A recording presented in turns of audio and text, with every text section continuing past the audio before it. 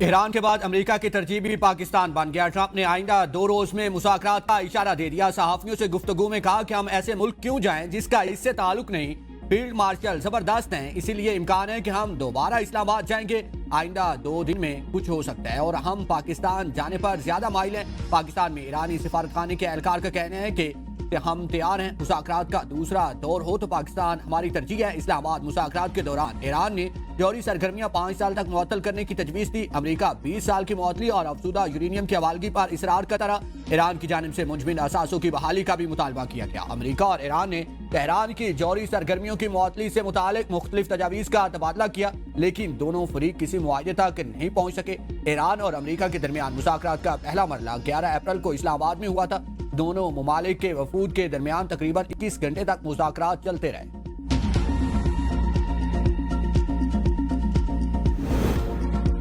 ایران امن مذاکرات جاری رکھنے کے لیے تیار ہے۔ ایرانی صدر مسعود پزشکیان نے فرانسیسی صدر میکرون سے ٹیلی فونک گفتگو یورپی یونین پر زور دیا کہ وہ امریکہ کے ساتھ تنازع کے خاتمے کے لیے تعمیری کردار ادا کریں۔ دھمکیوں اور فوجی دباؤ پر اپنی پالیسی مسائل کو حل کرنے کے بجائے مزید پیچیدہ کرتی ہے۔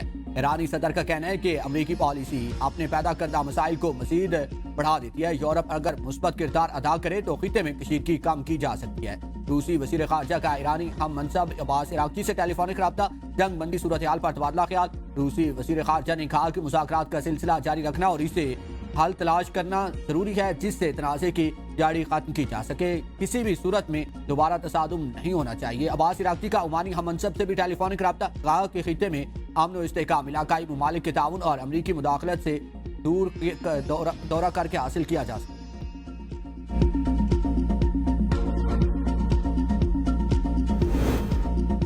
مذاکرات میں کافی پیش رفت ہوئی۔ گیند اب ایران کے کورٹ میں ہے۔ امریکی نائب صدر جے ڈی وینس کی میڈیا سے گفتگو، کہا کہ اسلام آباد عام مذاکرات کے ناکام ہونے کی خبریں درست نہیں۔ یہ نہیں کہوں گا کہ معاملات خراب ہوئے، میرا خیال ہے کہ کچھ چیزیں درست بھی رہیں۔ ہم نے کافی پیش رفت کی، وہ ہماری سمت میں آئے، اسی لیے ہم کہتے ہیں کہ کچھ مثبت اشارے ملے، لیکن وہ ابھی کافی آگے نہیں بڑھے۔ ہمیں اس بات کا اندازہ ہوا کہ ایرانی کیسے مذاکرات کرتے ہیں، یہی وجہ ہے کہ ہم پاکستان سے واپس آئے۔ ایرانی ٹیم معاہدہ کرنے کی پوزیشن میں نہیں تھی، انہیں سپریم لیڈر یا کسی اور اعلیٰ اتھارٹی سے شرائط کی منظوری لینا ہوگی، اسی لیے مذاکرات میں بریک لیا۔ امید ہے کہ ایران اپنا غمز کھولنے کے لیے پیش رفت کرے گا۔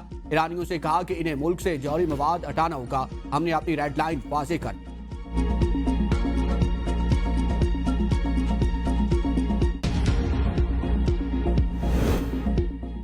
پاکستان کا ایران امریکہ تنازع کے خاتمے کے لیے کوششیں جاری رکھنے پر اتفاق۔ صدر مملکت آصف علی زرداری اور وزیر اعظم شہباز شریف کی ملاقات میں خطے کی صورتحال پر تبادلہ خیال۔ صدر مملکت نے امریکہ ایران مذاکرات کی میزبانی میں پاکستان کی انتھک کوششوں کو سراہا۔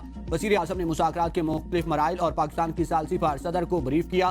صدر مملکت نے کہا کہ پاکستان امن عمل برقرار رکھنے کے لیے عالمی رابطے جاری رکھے گا۔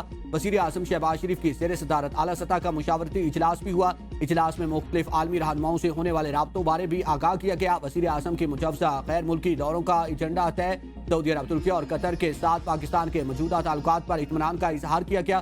سعودی ولی عہد کی دعوت پر وزیر اعظم آج سعودی عرب کا اہم دورہ کریں گے۔ دورے کے دوران ایران امریکہ مذاکرات اور مشرق وسطیٰ کی صورتحال پر تفصیلی تبادلہ خیال کیا جائے گا۔ وزیر اعظم جمعرات کو ترکی اور پھر قطر کا دورہ کریں گے۔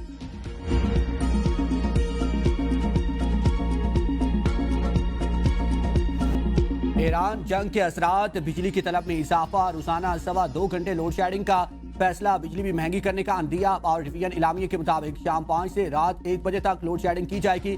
اس اقدام سے مہنگے ایندھن کا استعمال کم اور قیمت میں ممکنہ اضافہ روکنا ہے۔ وفاقی اور صوبائی سطح پر کمرشل مارکیٹس کی پر وقت بندی سے بجلی کی طلب کم کی جا سکتی ہے۔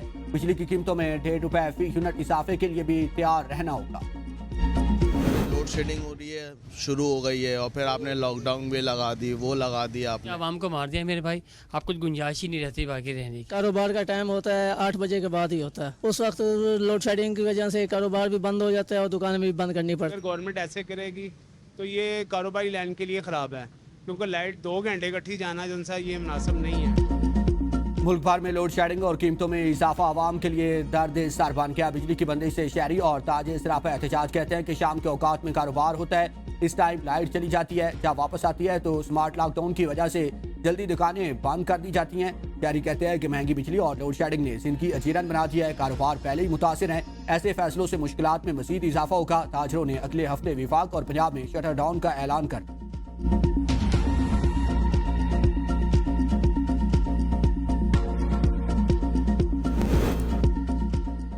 سی ڈی اے کرپشن کا گھر بن چکا۔ وفاقی وزیر داخلہ محسن نقوی کا تقریب سے خطاب کہا کہ سی ڈی اے وفاق اور پنجاب کے تمام اداروں میں سب سے زیادہ مشکل اور پیچیدہ ادارہ ہے۔ اگر سی ڈی اے کو درست نہ کیا جا سکا تو یہ حکومت کی ناکامی تصور ہوگی۔ ادارے میں کام کروانے کے لیے بدعنوانی کا مسئلہ سنگین ہے۔ بعض معاملات میں رشوت کے بغیر فائلیں آگے نہیں بڑھتی، بعض اوقات کام کرانے کے لیے لاکھوں روپے تک دینے کی بات سامنے آتی۔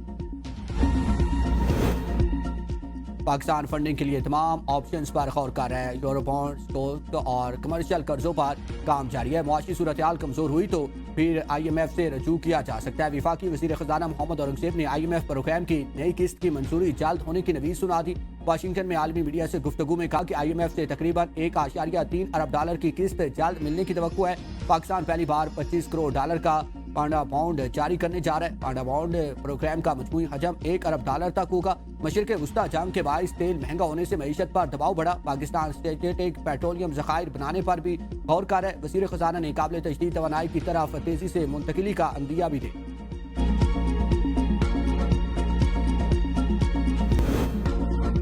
اقوام متحدہ کے سیکریٹری جنرل انطونیو گوتریس کا نائب وزیر اعظم اسحاق ڈار کو ٹیلی فون اسلام آباد مذاکرات کے انعقاد میں پاکستان کے تعمیری کردار کو سراہا۔ سیکریٹری جنرل اقوام متحدہ نے خطے میں امن کے فروغ کے لیے اسحاق ڈار کی کوششوں کی تعریف کی۔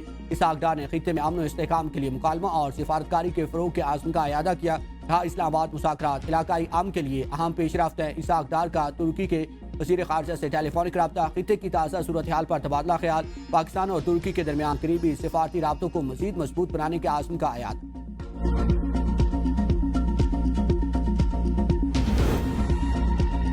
نئے ثالث کی ضرورت نہیں، قطر کا پاکستان پر اعتماد کا اظہار۔ ترجمان قطری وزارت خارجہ کا کہنا ہے کہ ایران سے متعلق تمام تر دعوے بے بنیاد ہیں، کوئی سمجھوتا نہیں ہوا۔ قطر نے ایران کے ساتھ کسی بھی قسم کے خفیہ معاہدے یا ڈیل کے دعووں کو مسترد کر دیا۔ کسی بھی فریق کے ساتھ انفرادی ڈیل کی بجائے اجتماعی امن کے حامی ہیں۔ حالیہ جنگ بندی کا مقصد خطے میں استحکام لانا ہے۔ قطر اور سعودی عرب کے وزراء خارجہ کا ٹیلی فونک رابطہ، امریکہ ایران مذاکرات پر تبادلہ خیال۔ قطری وزارت خارجہ کے مطابق دونوں رہنماؤں نے خطے میں امن و استحکام کی بحالی پر زور دیا۔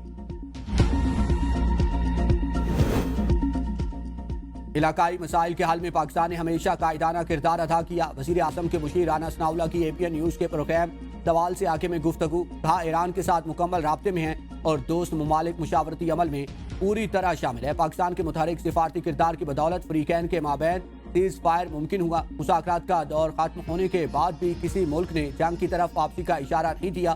مذاکرات کے مثبت نتائج جلد سامنے آئیں گے۔ کچھ اہم نکات پر ابھی تک اختلافات برقرار ہیں، انہیں ختم کرنے کی کوشش جاری ہے۔ پاکستان خطے میں جنگی جنون کے بجائے امن اور استحکام کی واپسی کا بھرپور حامی۔ جتنی مرضی کسی کی صلح کروا لیں، بہتری تب آئے گی جب ہم ایک دوسرے کے ساتھ کھڑے ہوں گے۔ چیئرمین PTI بیرسٹر گور کی میڈیا سے گفتگو، کہا کہ ایران امریکہ مذاکرات کے لیے جس نے بھی کردار ادا کیا ہم اسے سراہتے ہیں۔ میرے پاس پارٹی چیئرمین شپ بانی کی امانت ہے، وہ جب کہیں گے چھوڑ دوں گا۔ میرے خلاف پھیلائی گئی سب باتیں افواہیں، اپنے موقف سے پیچھے نہیں ہٹوں گا۔ امید ہے کہ حکومت کے ساتھ 1-1.5 ماہ تک بات چیت کو کوئی سلسلہ چل پڑے گا۔ بات چیت کا اختیار اپوزیشن لیڈر محمود خان اچکزئی کے پاس ہے۔ امید ہے کہ کوئی نہ کوئی پیش رفت ہو جائے گی۔ فی الوقت ہمارے کسی سے کوئی رابطے یا مذاکرات نہیں ہو۔